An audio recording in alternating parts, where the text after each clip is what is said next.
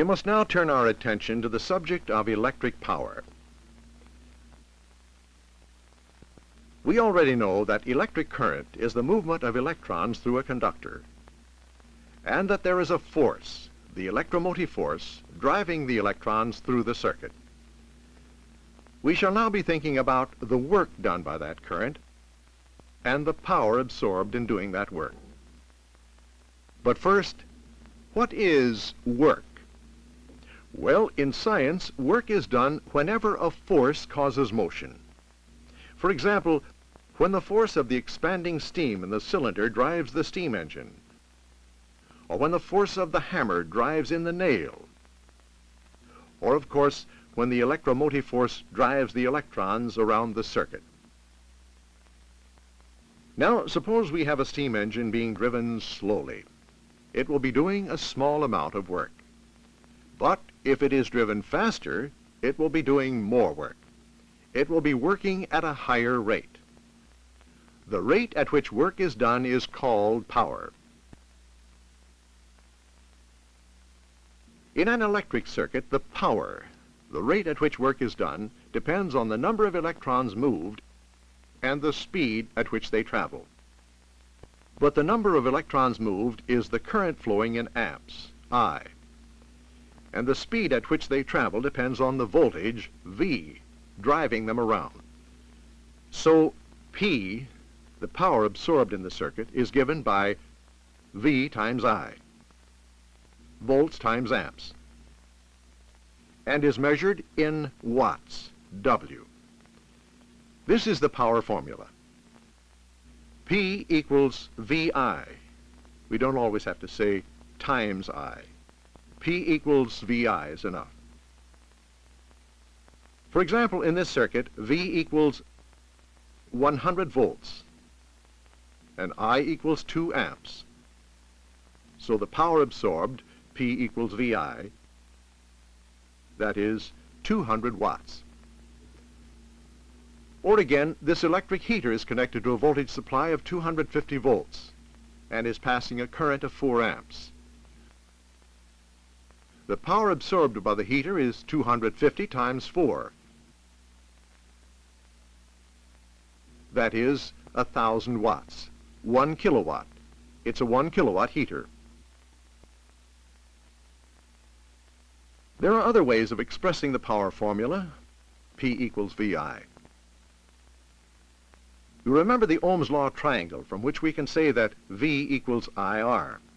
So if in the power formula we put V equal to IR, it simplifies to P equals I squared R.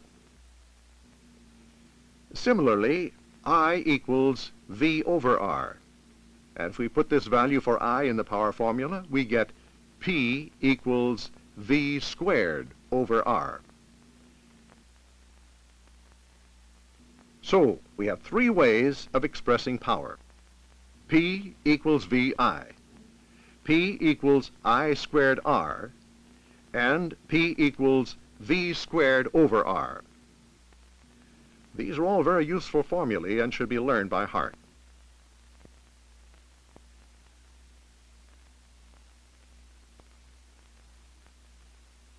Perhaps we should try a few examples.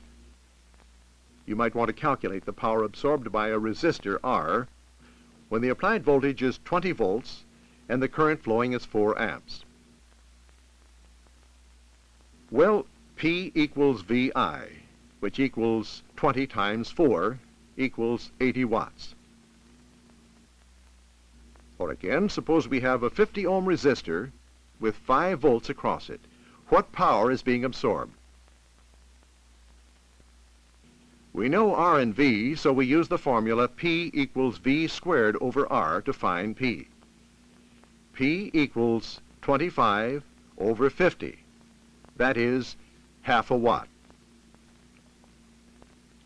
Next, suppose we have a circuit with resistors in parallel. One of them has a resistance of 50 ohms and a 10-volt source is driving the current. Can we find the power being absorbed by the 50 ohm resistor? And the answer is yes, easily. Because P equals V squared over R. That is 10 squared over 50, 2 watts. And finally, consider a circuit with a resistor of 30 ohms, a heater say, and a current of 10 amps. What is the power taken by the heater? Well, P equals I squared R. So P equals 100 times 30, which equals 3,000 watts, 3 kilowatts. And this is called the power rating of the heater.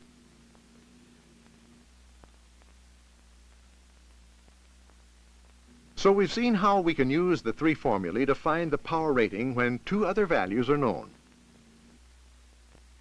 But also, when the power rating P of an electrical item in a circuit is known, we only need to know one of the other three values, V, I, or R, in order to calculate each of the other values. Because since P equals VI, then P over V equals I, and P over I equals V. And because P equals I squared R, P over I squared equals R. And we have a formula for I, one for V and one for R, when we know P and one other value. Usually electrical equipment is rated for both voltage and power, as on this soldering iron. It's the same with this drill motor and with this lamp, which shows 240 volts and 60 watts. 60 watts is the power rating, and it indicates the rate at which the lamp converts electrical energy to light. The other lamp, which is rated at 100 watts, when switched on is much brighter than the one rated at 60 watts. It is converting electrical energy to light at a higher rate. Power rating always indicates the rate at which electrical energy will be converted to some other form of energy. Light in the case of lamps, heat in the case of the soldering iron, and mechanical energy in the case of an electric motor. Resistors also absorb power, and so they too have a power rating in watts. These carbon resistors all have the same resistance, but the rate at which they use up electrical energy differs. So their power ratings also differ. The bigger the resistor, the higher the wattage they absorb. When resistors of higher wattage are needed, wire resistors are used. They usually range from 2 watts up to 100 watts, and special ones of even higher ratings are available for power ratings in excess of 100 watts. So, in electricity, the unit of power is the watt, and it is the rate of converting electrical energy to some other form of energy. In mechanical equipment, such as an automobile, say, we use horsepower to indicate the power rating. Since both the watt and the horsepower are rates of doing work, there's a connection between them. And in fact, 1 horsepower equals 746 watts. Finally, a word of warning.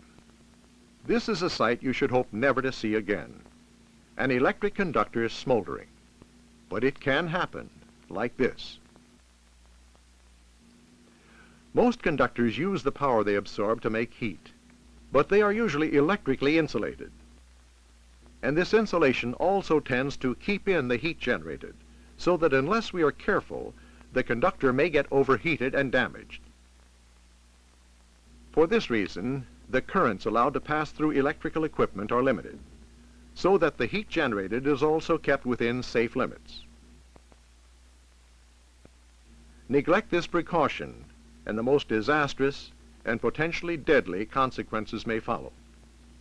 And that's all we wish to say in connection with electric power.